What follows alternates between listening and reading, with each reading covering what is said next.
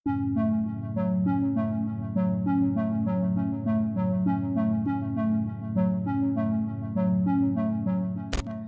ASEAN itu sendiri, mungkin Bapak Prabowo ini boleh dijadikan sebagai mentor di Dengan terpilihnya Prabowo Subianto sebagai Presiden Indonesia yang berlatar belakang militer, Malaysia berharap Indonesia dapat menjadi mentor bagi negara-negara Asia Tenggara, termasuk Malaysia. Pengalaman Presiden Indonesia yang baru Prabowo Subianto dalam ketenteraan harus dimanfaatkan sepenuhnya oleh rakan-rakan dalam ASEAN, khususnya berkaitan Laut Cina Selatan. Pengarah dan penganalisis Research Institute for Indonesia, Thailand and Singapore, ITS University Utara Malaysia UUM, Mat Syukri Syuib berkata, Indonesia juga bakal terima impak sekiranya Laut Cina Selatan dicerobohi, sekaligus memberi kesan kepada gugusan Natuna. Mat Syukri berkata dengan pengalaman Prabowo dalam ketenteraan dan pertahanan, negara yang terlibat dalam konflik Laut Cina Selatan dengan China boleh menjadikan beliau sebagai mentor untuk menguruskan isu geopolitik tersebut. Dan akhirnya hari ini Indonesia merupakan satu sebahagian daripada negara yang menjadi benteng untuk pertahanan di Laut Cina Selatan itu sendiri. Dan kita melihat bahawa bagaimana respon Indonesia juga terhadap isu pertembungan antara secara kolektif, kalau kita lihat Vietnam, Filipina, Malaysia, Brunei dan juga Indonesia terlibat sudah pastinya dengan isu untuk menjaga kedaulatan dan juga memastikan supaya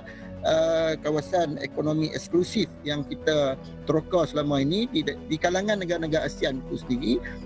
betul kita nak berhadapan dengan kemarahan China, Filipina, Vietnam, Brunei, Malaysia dan juga Indonesia itu sendiri boleh menubuhkan satu task force selain daripada ASEAN tu, satu task force berasingan daripada ASEAN supaya dia menjadi satu meja rundingan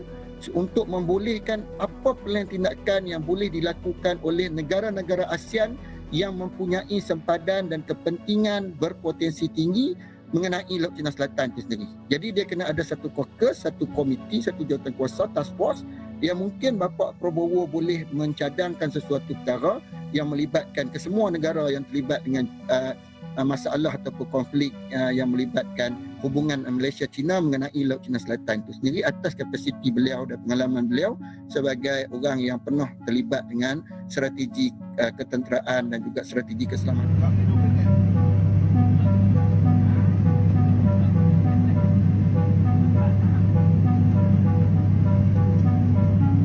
Presiden Prabowo sebagai sebahagian daripada ketenteraan Indonesia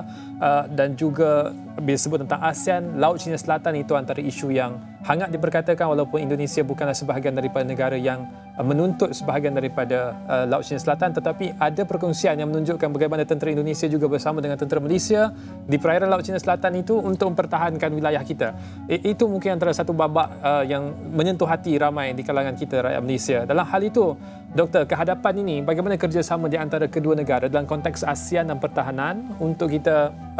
melihat kepada isu di Laut Cina Selatan itu, Doktor? Kita melihat bahawa kewujudan Pulau Natuna di tengah-tengah Laut Cina Selatan itu membuatkan wilayah Indonesia ini sebenarnya kalau kita lihat Malaysia dan juga Borneo, Malaysia ni di tanah Melayu dan juga di Kepulauan Borneo itu tengah-tengah dia tu Pulau Natuna, tengah-tengah Laut Cina Selatan hasil daripada dulu sejarah Empire Johor Riau Lingga 1824 terpisah dan Kepulauan Natuna itu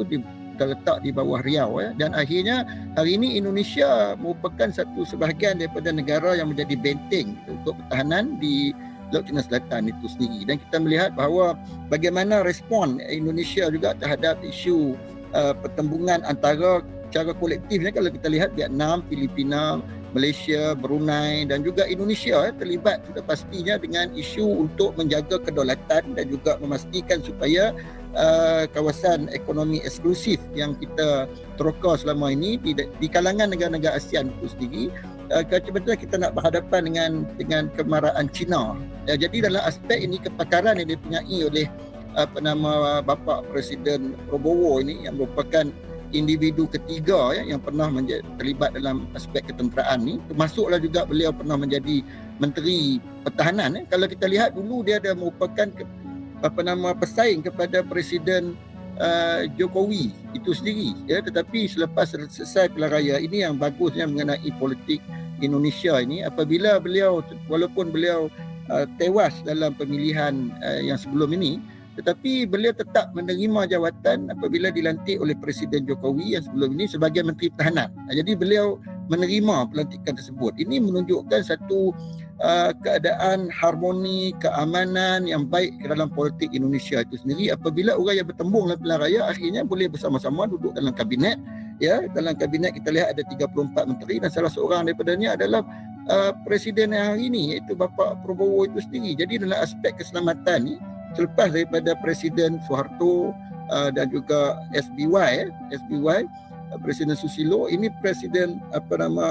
Prabowo adalah merupakan orang yang pernah terlibat dalam aspek ketenteraan itu sendiri. Jadi kita melihat dalam hal ini mungkin ASEAN boleh memanfaatkan kepakaran ketenteraan dan pengalaman yang dipunyai oleh Bapa Prabowo ini dalam untuk memantapkan isu-isu keselamatan dan juga bagaimana perancangan strategik geopolitik dalam ASEAN itu sendiri. Mungkin Bapa Prabowo ini boleh dijadikan sebagai mentor di kalangan pemimpin-pemimpin yang terlibat dengan Laut Cina Selatan tu. Contohnya Filipina, Vietnam, Brunei, Malaysia dan juga Indonesia itu sendiri boleh menubuhkan satu task force selain daripada ASEAN tu, satu task force berasingan daripada ASEAN supaya dia menjadi satu meja rundingan untuk membolehkan apa plan tindakan yang boleh dilakukan oleh negara-negara ASEAN yang mempunyai sempadan dan kepentingan berpotensi tinggi mengenai Laut Cina Selatan itu sendiri. Jadi dia kena ada satu caucus, satu komiti, satu jawatan kuasa, task force yang mungkin Bapa Prabowo boleh mencadangkan sesuatu perkara yang melibatkan kesemua negara yang terlibat dengan masalah ataupun konflik yang melibatkan hubungan Malaysia China mengenai Laut Cina Selatan itu sendiri atas kapasiti beliau dan pengalaman beliau sebagai orang yang pernah terlibat dengan strategi ketenteraan dan juga strategi keselamatan ini. Jadi dalam konteks ini juga kita melihat bahawa apabila Bapa Prabowo ini sebagai seorang yang senior dengan usia beliau yang sudah pun 73 tahun dan wakil presiden ataupun naib presiden Indonesia pula terbalik dia 37. Jadi ini satu jurang. Jadi dia walaupun begitu pengalaman dia punyai oleh Bapa Prabowo dan juga kesinambungan untuk bergabung dengan tenaga muda Gibran yang juga merupakan anak anda kepada mantan Presiden Jokowi akan memberikan satu sinergi. Yang ni kita nak lihat dalam ASEAN ni sendiri. Bagaimana orang muda dan orang yang senior dan berpengalaman ni mampu untuk meraih satu sinergi baru dalam bentuk dasar, dalam bentuk plan tindakan untuk kemajuan bangsa Indonesia dan juga ASEAN itu sendiri. Ya. Orang Malaysia nak melihat bagaimana isu-isu yang remeh-temeh dapat diselesaikan apabila yang gabungan senior dan junior ni dalam menerajui sebuah negara yang bernama Indonesia dan juga boleh berperanan langsung di dalam ASEAN dan pada masa yang sama juga ialah untuk melihat kelestarian dasar. Bagaimana dasar-dasar baru seperti mana yang disebut dalam ucapan pidato ulung Bapa Prabowo iaitu untuk berdepani abad ke-21 ni, cabaran-cabaran geopolitik cabaran-cabaran geopolitik bersama ni supaya Indonesia ini dapat diterima bukan saja kalangan G20 itu tetapi menjadi satu bukan saja sebuah negara yang atas kapasiti sebagai negara yang ke-16 pertumbuhan ekonomi dunia dengan sumber yang baik dan sebagainya, tetapi bagaimana untuk Indonesia itu memberikan suatu perkhidmatan yang terbaik kepada rakyat Indonesia supaya isu-isu yang seperti yang disebut kemiskinan tegar, jurang pendidikan dan juga akses kepada food security ataupun mengenai sumber-sumber yang boleh kita teroka bersama seperti peladangan, seperti gas, petrol dan sebagainya itu dapat kita usahakan untuk kita jalinkan satu kerjasama yang erat di antara rakan-rakan dalam ASEAN dan juga untuk kemajuan Indonesia itu sendiri. Jadi sinergi antara junior dan senior yang ada dalam pentadbiran Presiden hari ini, Presiden Prabowo dan juga saudara Gibran tu, kita nak melihat bagaimana Indonesia ke hadapan dalam tempoh 5 tahun pentadbiran kedua-dua gandingan senior dan junior ini. Kepemimpinan Prabowo dinilai membawa peluang baru dalam memperkuat kerjasama regional, terutama di bidang pertahanan dan keamanan.